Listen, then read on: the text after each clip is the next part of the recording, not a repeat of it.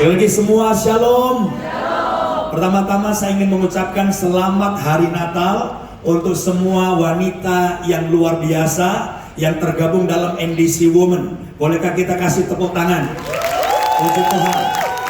Saya melihat ada beberapa bapak-bapak juga hadir, ya. Saya juga bapak, tapi saya rasa ini ibadah yang memang spesial untuk wanita, untuk ibu-ibu. Dan saya pribadi begitu bersuka cita saudara-saudara karena saya melihat semuanya dipersiapkan dengan sangat baik.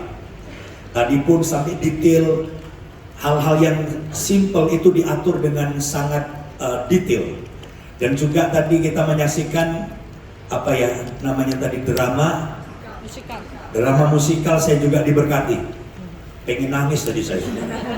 Ada jamahan Roh Kudus. Apakah ibu-ibu semua juga diberkati Tuhan?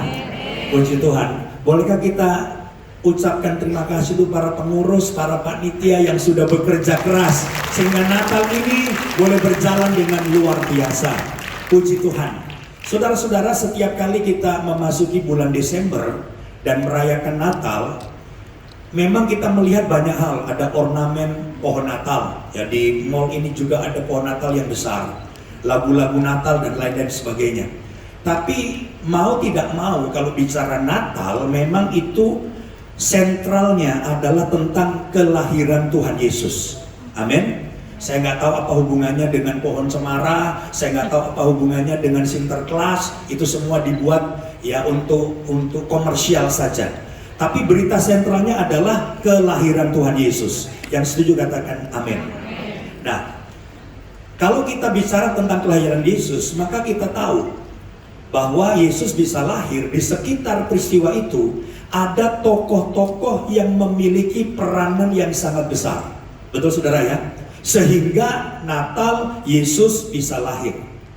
Nah, hari ini saudaraku, atau tahun ini, tema yang diberikan atau dipilih oleh ibu-ibu itu adalah apa? Ini tulisannya bagus tapi nggak kelihatan karena di depan. Tulisannya apa ini saudara? The Chosen, atau yang dipilih. Jadi saudara-saudara, berbicara tentang Natal itu bisa terjadi karena ada orang-orang yang dipilih oleh Tuhan. Nah, saya merenung, saya berpikir apa atau tokoh mana yang harus saya angkat, orang-orang yang dipilih secara khusus oleh Tuhan sehingga Natal boleh terjadi. Nah, setelah saya berdoa, saya pikirkan, saya memilih ada tiga. Ya, ada tiga tokoh yang kita mau angkat hari ini. Ya, mari kita belajar sama-sama ya. Yang pertama, tokoh yang pertama yang tadi sudah ada drama musikalnya kita saksikan. Siapa saudara namanya? Maria. Jadi tokoh yang pertama adalah Maria. Siapa Maria ini? Ya, tentunya semua sudah tahu bahwa Maria adalah seorang gadis. Gadis yang baik. Dia juga seorang perawan, saudara-saudara. Dipilih oleh Tuhan untuk melahirkan Yesus. Nah, banyak orang yang berpikir ketika seseorang dipilih seperti Maria, apa dasar pilihannya? Nah, mari kita baca bersama-sama ya kisah tentang kelahiran Yesus dan Maria ini. Lukas pasal 1, kita baca dulu ayat 26 sampai 31. Dalam bulan yang ke-6, Allah menyuruh malaikat Gabriel pergi ke sebuah kota di Galilea bernama Nazaret kepada seorang perawan yang bertunangan dengan seorang bernama Yusuf dari keluarga Daud. Nama perawan itu siapa? Maria. Ketika malaikat itu masuk ke rumah Maria, ia berkata, "Salam hai engkau yang dikaruniai." Garis bawahi, salam engkau yang apa? Dikaruniai. Oke. Tuhan menyertai engkau. Maria terkejut mendengar perkataan itu, lalu bertanya di dalam hatinya, apakah arti salam itu? Kata malaikat itu kepadanya, jangan takut hai Maria, sebab engkau beroleh apa? Lagi-lagi keluar, kasih karunia di hadapan Allah. Sesungguhnya engkau akan mengandung dan akan melahirkan seorang anak laki-laki, dan hendaklah engkau menamai dia siapa? Yesus. Berhenti dulu sampai di sini. Jadi saudara, banyak orang yang bertanya, kenapa ya? Maria kok dipilih? Di antara begitu banyak wanita, jutaan manusia atau jutaan wanita, Tuhan kok pilih Maria? Ada yang bilang, oh pasti Maria ini orang yang paling baik. Nggak salah mikir seperti itu. Oh, Maria juga dikatakan tadi dia masih perawan. Oh, dia orang yang suci. Nggak salah saudara memikirkan itu. Tetapi saya ingin mengatakan satu hal yang penting tentang dasar pemilihan. Supaya kita semua jangan sampai salah pikir. Oh, orang itu dipilih karena ini. Oh, orang itu dipilih karena pintar ngomong. Oh, orang itu dipilih karena hidupnya suci. Nggak salah saudara. Tapi kalau saudara bertanya kepada Tuhan dan Alkitab, apa dasarnya Tuhan memilih seseorang? Entah dia memilih orang untuk jadi hamba Tuhan, memilih seorang jadi pengkhotbah, memilih khususnya Maria. Kenapa kok Maria dipilih? Maka dengan jelas tadi kenapa saya baca sampai saya ulangi ketika malaikat masuk, langsung malaikat bilang kepada Maria, salam hai engkau yang tadi dikaruniai. Kemudian dia juga mengulangi lagi malaikat, jangan takut hai Maria, sebab engkau beroleh kasih karunia. Nah itu sebabnya hari ini saya mau bikin statement yang penting. Mungkin ini sederhana, tapi ini penting supaya semua ibu-ibu tahu bahwa Maria dipilih bisa ditampilkan karena apa? Kasih karunia. Bilang sama-sama, kasih karunia. Maria dipilih karena apa? Kasih karunia. Saudara boleh ngomong, oh Maria itu orang baik, oh Maria itu gadis, dia masih perawan, orang yang suci, boleh. Tapi saya mau kasih tahu bahwa dasar utama Tuhan memilih Maria dan dasar Tuhan memilih kita semua itu bukan karena kita hebat, bukan karena kita cukup suci, bukan karena kita baik.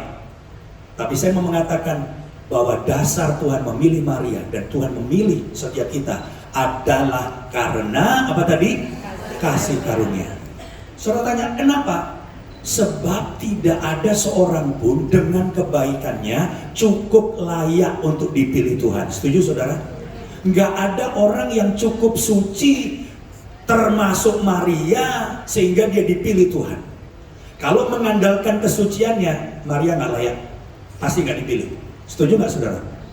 Amin. Kalau berdasarkan kebaikannya mungkin ada yang lebih baik. Kalau bicara suci banyak juga orang suci. Tapi kalau sampai Tuhan mau memilih Maria untuk menjadi ibunya Yesus, saluran Yesus lahir, maka kata kunci cuma satu, kasih karunia. Itu sebabnya hari ini kalau saudara merasa ya satu-satu, oh saya diberkati Tuhan luar biasa loh tahun ini, omset naik, suami saya dipromosikan. Biasanya ada suara yang mengganggu. Jangan-jangan karena saya pelayanan cukup bagus. Wah ya kan? Jangan-jangan karena oh saya banyak doa ini. Oh jangan-jangan karena saya cukup baik. Saya kasih tahu saudara, itu semua yang keluar dari di hati saudara atau telinga saudara itu salah. Kalau saudara mau tanya kenapa engkau diberkati hari ini, kenapa engkau mendapatkan semua hal yang lainnya, saya mau katakan sebaik apapun kita gak layak. Tapi kita perlu bersyukur karena kita adalah orang-orang yang dipilih dan mendapat kasih karunia. Berapa banyak yang bersyukur karena mendapat kasih karunia. Kita berikan kemuliaan bagi Tuhan yang paling meriah. Haleluya. Jadi dasar pilihan Tuhan terhadap Maria atau siapapun adalah karena kasih karunia. Sekali lagi karena sebenarnya tidak ada seorang pun yang layak. Jadi kalau ada yang dipakai Tuhan, ada yang diberkati, jangan terbersit karena saya cukup baik, karena saya cukup banyak doa, karena saya suka memberi. Bukan itu saudaraku, itu cuma tambahan-tambahan bawah. Tapi nomor satu, semua kita bisa nikmati, semua kita bisa terima hanya karena kasih karunia dan kebaikan Tuhan. Berikan kemuliaan bagi Tuhan. Haleluya. Lalu yang penting sekarang adalah respon Maria. Mari kita lihat ayat selanjutnya, ayat 34 dan seterusnya ya, kita baca. Kata Maria kepada malaikat itu, bagaimana hal itu mungkin terjadi?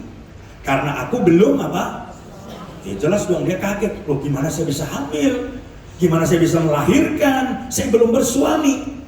Jawab malaikat itu kepadanya, Roh Kudus akan turun atasmu dan kuasa Allah yang Maha Tinggi akan menaungi engkau. Sebab itu anak yang akan kau lahirkan itu akan disebut kudus, anak Allah. Jadi malaikat menjelaskan, Itu bukan benih laki-laki, tapi kamu hamil dari Roh Kudus. Ayat 37. Sebab, katakan sama-sama, sebab apa? Bagi Allah tidak ada yang mustahil. Coba bilang sekali lagi supaya ibu-ibu yang mungkin mengalami masalah atau ada problem atau mengalami seperti Maria, bagaimana mungkin? Kita katakan sama-sama, 1, 2, 3. Sebab bagi Allah tidak ada yang mustahil. Jadi Natal tahun ini juga Natal yang penuh dengan mujizat bagi kita yang percaya. Berikan kemuliaan bagi Tuhan. Haleluya. Nah, ini yang penting ini. Kata Maria, sesungguhnya aku ini adalah hamba Tuhan. Jadilah padaku menurut perkataanmu itu. Lalu malaikat itu meninggalkan dia. Jadi saudaraku, dipilih adalah karunia, belas kasihan Tuhan, kebaikan Tuhan, amin. Ini satu hal yang paling penting. Tapi respon sampai akhirnya bisa dipakai Tuhan, itu hal yang lain. Jadi walaupun orang dipilih, tapi kalau responnya nggak benar, nggak baik, nggak bisa. Amin, saudara. Jadi penting sekali kita belajar dari Maria responnya. Amin, ibu-ibu. Kita penting, oh kasih karunia Tuhan, kasih karunia Tuhan. Betul, semua kasih karunia Tuhan, bukan dan kebaikanku, betul. Tapi jangan lupa, respon yang benar itu penting. Saya harap ibu-ibu juga punya respon yang benar ketika Tuhan memilih kita. Jadi statement yang saya mau sampaikan adalah Maria responnya apa? Memiliki hati hamba yang mau apa? Taat. Jadi dia bilang, sesungguhnya aku ini hamba Tuhan. Jadilah seperti yang kau katakan. Padahal ini gak gampang, saudara. Dramanya tadi bagus banget. Makanya kalau kita mengikuti, kita pasti tersentuh. Kenapa? Kita mulai bisa menyelami. Gak gampang loh. Maria bisa berkata, sesungguhnya aku ini apa? Hamba Tuhan. Biar terjadi padaku, aku hamil tanpa suami. Gak gampang. Amin, saudara. Tadi sampai kalau dalam peristiwa yang kita saksikan, drama musikal tadi, bisa nggak si Yusuf tinggalkan Maria? Bisa. Jadi semua yang tadi drama tuh, wah bagus banget itu. Pasti, walaupun Alkitab nggak nulis, tapi saya yakin itu bisa sangat besar kemungkinan terjadi. Betul nggak, saudara? Pasti. Ngamuk. Noel aja nggak pernah hamil. Wah, dari mana? Lalu bilang, hamil dari Roh Kudus. Tapi luar biasa, ketika kita taat, Tuhan menolong kita. Amin, saudaraku. Ketika Maria bilang, aku nih hamba Tuhan, jadi padaku seperti kau katakan, aku hamil. Itu artinya apa?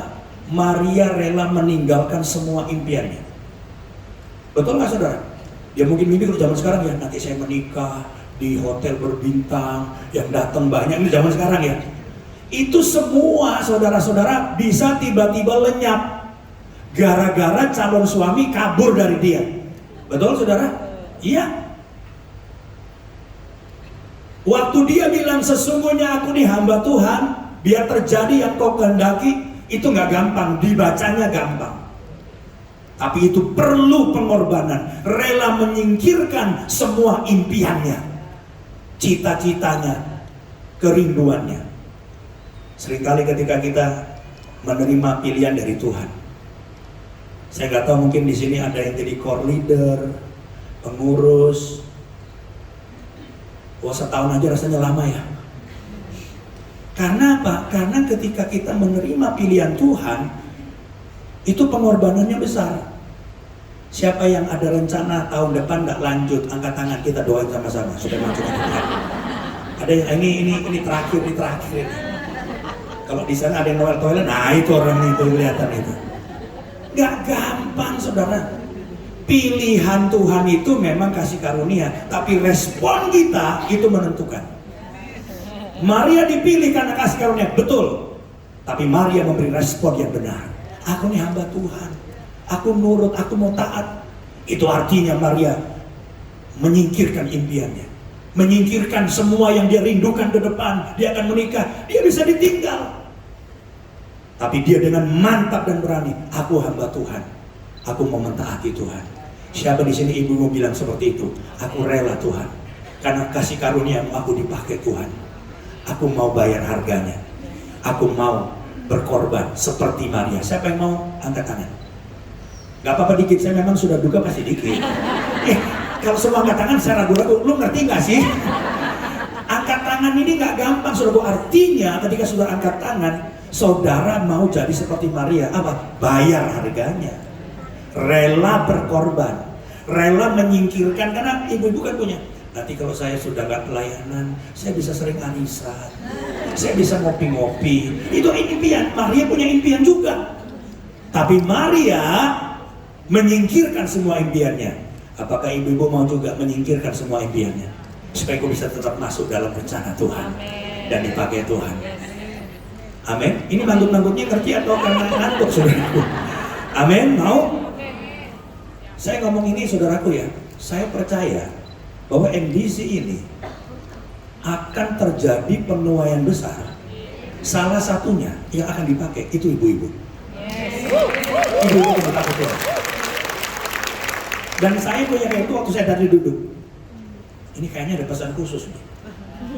Kalau ibu-ibu seperti Maria, aku ini hamba Tuhan, aku mau taat. Tuhan pakai aku mau korban. Wah, dahsyat, saudara. Tuhan akan pakai luar biasa. Kita bukan sekedar kebaktian, ini kan banyak ya. Kebaktian ibu-ibu itu cuma kumpul-kumpul, cuma apa ya, nggak salah sih. Punya temen bagus. Tapi kalau kita mau masuk lebih dalam, sebetulnya Tuhan punya rencana nggak untuk ibadah kita? Pasti. Pasti kalau saudara mau dipakai Tuhan ini akhir zaman. Saya percaya, saudara. Saya kadang-kadang kalau lihat perkembangan dunia ya, kapal-kapal Cina mulai ke Israel, wah saya baca wahyu, wah ini jangan-jangan ya. Sebab kalau si naga kuning itu China itu mulai bergerak, lalu Rusia masuk, Amerika, ini bisa jadi perang Armageddon, saudara. Lalu perang Armageddon, Yesus datang. Dan saya tahu sebelum Yesus datang akan terjadi penuaian. Siapa yang dipakai? Orang dipilih. Tapi dipilih tidak pasti dipakai, kecuali yang merespon. Seperti Maria, aku ini hamba Tuhan, aku singkirkan semua kesenanganku. Aku tahu aku punya impian akan menikah, akan begini sama Yusuf, aku akan punya keluarga, aku bisa hilang semuanya, tapi aku hamba Tuhan. Dan makanya dia dipakai Tuhan. Sekali lagi saya mau tanya, siapa ibu-ibu yang akan dipakai Tuhan, mau dipakai Tuhan di akhir zaman? Angkat tangan saudara. Wah, ini bisa revival nih ibu-ibu. Luar biasa, dan kita berikan tepuk tangan yang angkat tangan dipakai Tuhan, luar biasa. Puji Tuhan. Oke, waktu saya kan terbatas ini, kita langsung yang kedua ya. Sebetulnya ngomongin Maria aja cukup, tapi saya pengen ngomongin yang kedua. Orang yang juga dipilih, itu terdiri dari beberapa orang, karena bukan satu orang, tapi para gembala. Ini yang kedua, para gembala ini juga dipilih Tuhan. Kenapa saya pilih Maria dan gembala? Sebab yang lain nggak didatengin malaikat. Boleh hebat, orang Majus katanya penasihat raja-raja, orang-orang kaya. Orang Majus nggak didatengin malaikat, cuma lihat bintang. Yang didatengin malaikat cuma dua. Maria, karena dia akan melahirkan. Yang kedua siapa? Gembala. Malaikat datang. Itu dipilih betul. Nah, kenapa kok dia dipilih? Nanti kita akan tahu. Coba kita baca ya. Lukas 2 ayat 8-11 dulu. Di daerah itu ada gembala-gembala yang tinggal di padang menjaga kawanan ternak mereka pada waktu malam. Tiba-tiba berdirilah seorang malaikat Tuhan di dekat mereka, dan kemuliaan Tuhan bersinar meliputi mereka, dan mereka sangat ketakutan. Ya pastilah, kalau ibu-ibu lagi gelap-gelap itu tiba-tiba terang beneran pasti ketakutan. Malaikat pada datang di situ. Lalu kata malaikat itu kepada mereka, jangan takut. Sebab sesungguhnya aku memberitakan kepadamu kesukaan besar untuk seluruh bangsa. Hari ini telah lahir bagimu juru selamat, yaitu Kristus Tuhan di kota Daud. Jadi sekali lagi saudaraku, para gembala ini dipilih Tuhan untuk melihat sendiri bayi Yesus dan menjadi saksi untuk memberitakan kelahiran Yesus. Jadi orang dipilih itu pasti punya tujuan. Maria dipilih untuk melahirkan Yesus, gembala-gembala dipilih tujuannya apa? Untuk menjadi saksi Yesus. Ya. Nah, hal ini merupakan yang istimewa. Kenapa? Karena pekerjaan gembala pada saat itu bukanlah sebuah pekerjaan yang terhormat. Mereka kaum yang dianggap rendahan. Tapi Tuhan memilih dan memakai mereka untuk memberitakan kelahiran Yesus. Makanya statement saya kalau ditampilkan, Tuhan memilih orang yang dianggap rendah dan tidak terpandang untuk menjadi saksinya. Kenapa saya tekankan ini? Supaya semua ibu-ibu tahu bahwa kita nggak perlu jadi kayak di Instagram sosialita yang oh terus sepatunya apa, yang tasnya sampai diginiin, ya kan? Kalau tas hairnya kan gini, kalau tas Mangga 2 giniin aja, ya kan? Wah, saya beritahu kepada semua ibu-ibu di sini, Tuhan bisa memilih siapapun, termasuk gembala. Saudara tahu begitu rendahnya gembala, sampai gembala itu tidak punya hak pilih. Kalau saudara membaca background gembala itu dianggap orang yang paling rendah, orang bodoh yang tidak berpendidikan sehingga tidak punya hak pilih. Bayangkan, nggak boleh milih dia kalau ada pemilihan pemimpin, nggak boleh milih. Tetapi bayangkan orang yang tidak punya hak pilih, saking begonya justru dipilih. Ini sangat luar biasa. Jadi hari ini saya beritahu kepada saudara semua, kalau Tuhan bisa pilih gembala, orang bodoh tidak punya hak pilih, kita masih punya hak pilih dong. Boleh nyoblos kan nanti? Maka saya percaya saudara-saudara bahwa di tempat ini siapapun saudara, apapun latar belakangmu, pendidikanmu, mungkin saudara nggak tamat SMA, saya bawa kabar baik, Tuhan bisa pilih dan pakai saudara. Amin. Yang setuju berikan kemuliaan bagi Tuhan. Haleluya. Jadi saya yakin saudara-saudara Tuhan bisa pakai siapapun. Jadi ibu-ibu di sini jangan ada yang kecil hati. Saya nggak sekeren itu, dia langsing, aku gemuk. Tuhan pakai orang gemuk. Haleluya. Oh saya nggak bisa dipakai Tuhan karena rambut saya nggak tinggi. Tuhan pakai orang yang rambutnya kempes. Oh saya nggak bisa dipakai Tuhan karena tas saya nggak bermerek, sepatu saya murahan. Tuhan pakai orang yang pakai tas kresek. Pakai tas kresek saudara. Saya mau beritahu Tuhan bisa pakai kita semua. Tuhan bisa pakai para gembala. Yang percaya berikan kemuliaan bagi Tuhan. Haleluya. Terus ya, ayat 12. Saya rasa jangan sampai 18, sampai 16 cukup. Dan inilah tandanya bagimu. Perhatikan, saya mau menyampaikan satu hal yang penting yang mungkin saudara nggak pernah dengar. Saya mau sampaikan. Dan inilah tandanya bagimu, kamu akan menjumpai seorang bayi dibungkus dengan, garis bawahi, dibungkus dengan apa? Lampin dan terbaring dalam palungan. Ya, palungan.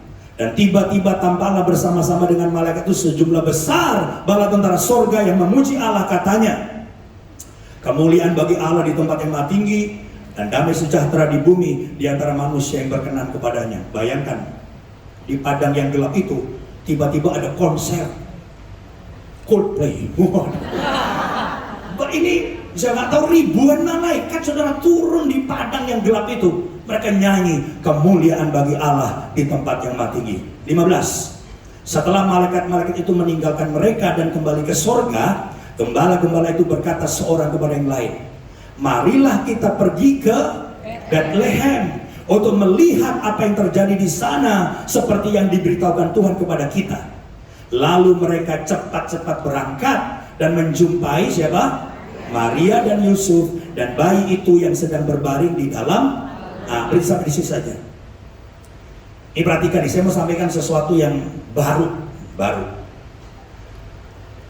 Para gembala bisa langsung tahu lokasi bayi Yesus di mana. Kalau sudah baca nih, itu gembala langsung ke Bethlehem dan mereka nggak banyak tanya, udah langsung ketemu.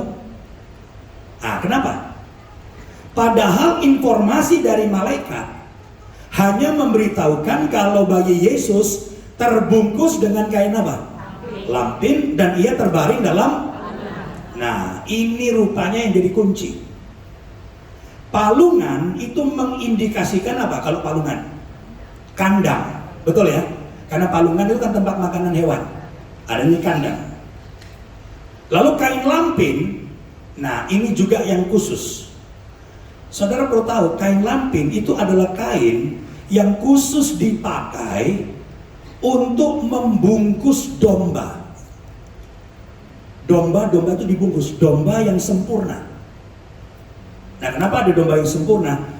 Domba yang tidak bercacat, karena domba itulah yang akan dikorbankan ke bait Allah.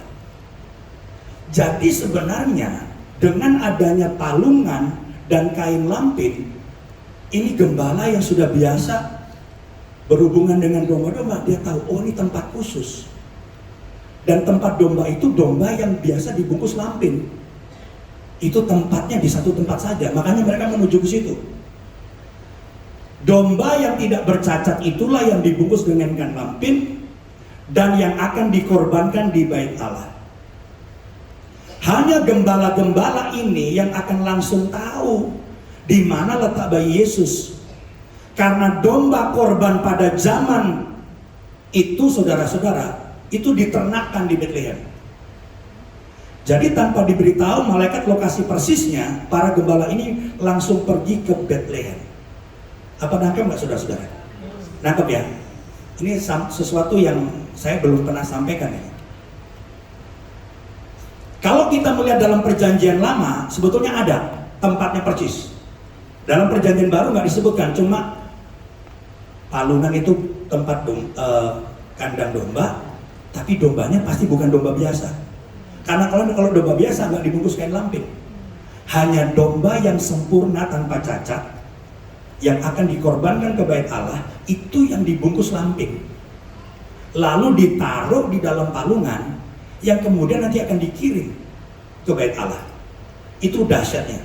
Dan ternyata dalam perjanjian lama disebutkan itu. Di mana tempatnya? Mika pasal 4 ayat 8. Bisa ditampilkan Mika 4 ayat 8, dia begini. Dan engkau, hai menara kawanan domba, hai bukit putri Sion, kepadamu akan datang dan akan kembali pemerintahan yang dahulu. Itu lewat Yesus. Kerajaan atas putri Yerusalem. Saudara perhatikan, istilah menara kawanan domba itu tempat khusus yang dalam bahasa Ibrani disebut dengan Migdal Eder. Namanya Migdal Eder. Itu tempat real di Bethlehem.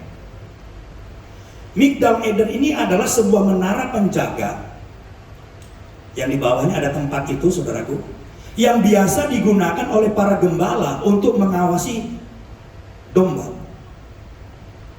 Dan menurut sejarawan, menara ini bukan tempat menara jaga domba umum.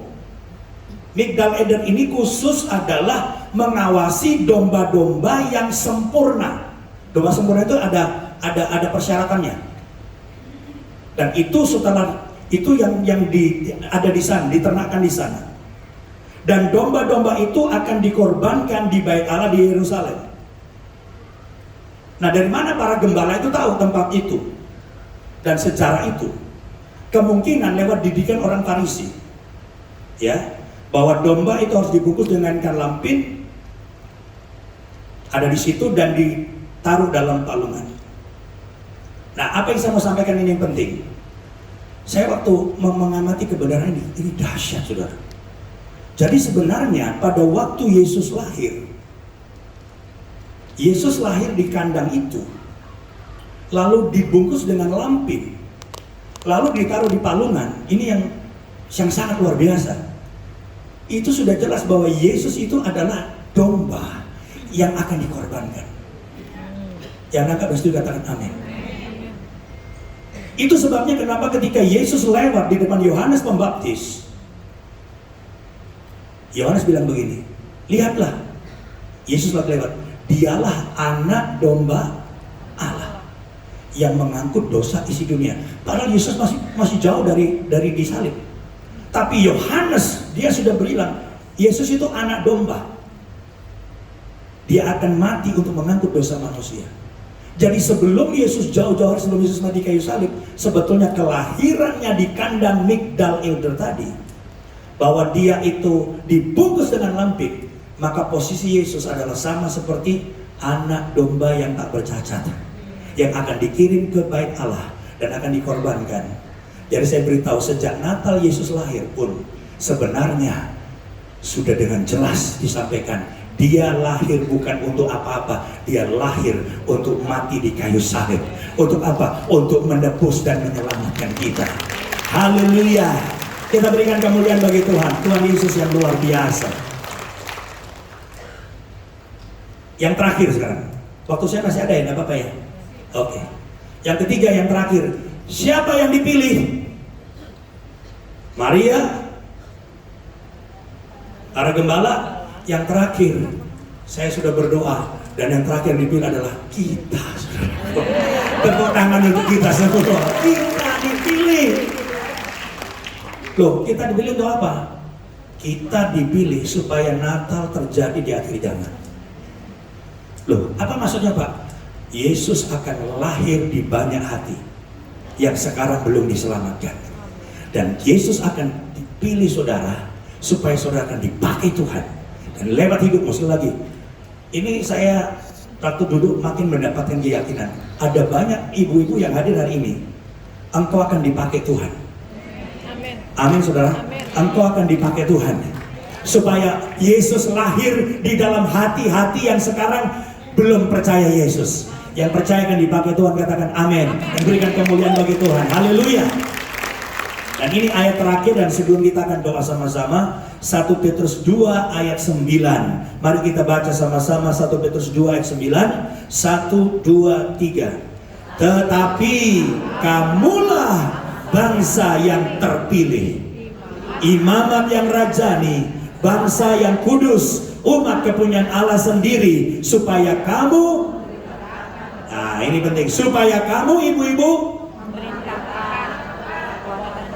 cerita tas terbaru, cerita makanan paling enak, cerita tentang hal-hal yang lain. Saya nggak bilang nggak boleh loh, lakukan. Tapi saya mau bicara hari ini ada panggilan spesial untuk saudara, supaya kamu dipilih supaya kamu apa? Memberitakan perbuatan-perbuatan yang besar dari Dia yang telah memanggil kamu keluar dari kegelapan kepada terangnya yang ajaib. Yang mau dipakai Tuhan, katakan amin dan berikan kemuliaan bagi Tuhan. Haleluya. Kamu semua dikatakan bangsa yang terpilih. Siapa yang terpilih? Siapa yang percaya dipilih Tuhan, katakan amin. Coba bilang, saya dipilih Tuhan. Katakan kamu, teman, kamu dipilih Tuhan. Untuk apa? Dipilih Tuhan untuk apa? Memberitakan apa? Perbuatan Tuhan yang besar. Saya berdoa, sebelum selesai kita akan doa sama-sama. Saya akan menantang saudara yang sungguh-sungguh mau dipakai Tuhan. Saya berdoa dan melihat dengan iman ke depan, KOR akan menjadi satu tempat yang luar biasa. Nanti mungkin KOR tahun depan ibu-ibu akan double triple. Yang percaya katakan amin, berikan kemuliaan. Sebab dalam ibadah seperti ini, saudara, kita susah pelayanan khusus. Nanti lewat KOR, ada keluarga-keluarga yang mau bercerai akan dipulihkan. Amin. Ibu-ibu yang putus asa, stres akan dijamah Tuhan. Di mana? KOR. KOR akan dipakai Tuhan, saudara. Ada ibu-ibu yang dipilih khusus untuk menjadi KOR leader. Tapi memang butuh kerelaan. Aku nih hamba Tuhan, aku mau. Aku akan dipakai Tuhan.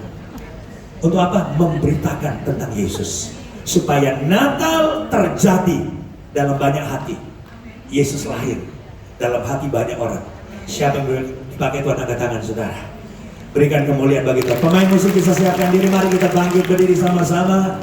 Sembah dan puji Dia, sembah dan puji Dia, sembah dan puji Dia, Sang Raja. Sembah dan puji Dia, sembah dan puji Dia, sembah Tuhan dan puji Dia, sembah dan puji Dia, Sang Raja.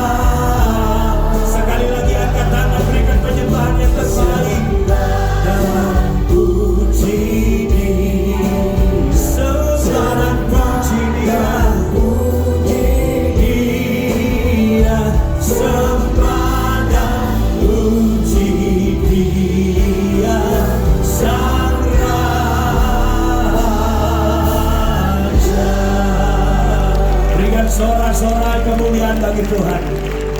Pada akhir dari firman Tuhan yang saya sampaikan, saya tahu Roh Kudus ada di tempat ini. Firman Tuhan yang kita dengar bukan kebetulan. Saya percaya bukan hanya Maria dipilih, Natal terjadi, gembala-gembala dipilih juga untuk memberitakan kelahiran Yesus. Saya percaya di tempat ini kita juga dipilih oleh Tuhan. Saya percaya ke depan akan ada revival di NDC Women. Akan ada penuaian besar terjadi. Ada banyak keluarga yang akan dipulihkan lewat saudara. Ada banyak ibu-ibu yang putus asa, yang mau bunuh diri, yang hidupnya hancur, akan ketemu Yesus. Yesus akan lahir dalam hidup mereka lewat pelayananmu. Tapi engkau yang dipilih Tuhan harus berkata, aku mau Tuhan, aku rela, aku mau berkorban. Hari ini urapan Roh Kudus ada di tempat ini. Saya mau menantang saudara. Siapa yang berkata, Tuhan, aku sadar aku dipilih. Terima kasih aku dipilih, tapi aku mau Tuhan. Aku mau berkata seperti Maria berkata, sesungguhnya aku ini hamba Tuhan. Aku mau berkorban. Aku ini hambamu. Jadi padaku seperti yang kau katakan. Aku mau dipakai Tuhan pada akhir zaman ini. Membawa revival, kebangunan rohani. Membawa banyak orang datang pada Yesus. Yang mau sungguh dipakai Tuhan, angkat tangan saudara. Saya mau berdoa dari mimbar untuk saudara. Yang angkat tangan. Yang angkat tangan sungguh-sungguh keluar dari hatimu. Terimalah urapan dari Tuhan. Tuhan akan pakai saudara. Jangan pandang saudara bukan siapa-siapa. Tuhan bisa pakai siapapun. Termasuk gembala. Tuhan bisa pakai saudara. Bapak, aku mau berdoa untuk setiap tangan-tangan yang terangkat. Aku berdoa dalam nama Yesus. Biar kuasa Roh Kudus turun atas saudara. Aku akan dipakai Tuhan. Aku akan dipakai, akan ada kor-kor yang baru akan dibuka. Atau aku akan bersaksi kepada temanmu untuk datang dalam ibadah woman. Akan ada banyak ibu-ibu dimenangkan. Keluarga-keluarga yang mau bercerai akan dipulihkan. Orang-orang yang membunuh diri, putus asa, hidupnya hancur, akan dipulihkan lewat hidupmu. Terimalah urapan dari Tuhan dalam nama Yesus. Turun atas saudara. Dan pada hari Natal ini, saya mau katakan dengan iman, revival mulai terjadi. Kebangunan rohani mulai terjadi. Bahkan sedang terjadi di tengah-tengah ibu-ibu NDC Women. Dalam nama Yesus kami berdoa, dan semua kita yang dilawat dan diberkati Tuhan katakan amin. Amin. Selamat melayani, dipakai Tuhan. Selamat Natal, Tuhan Yesus memberkati. Silakan duduk.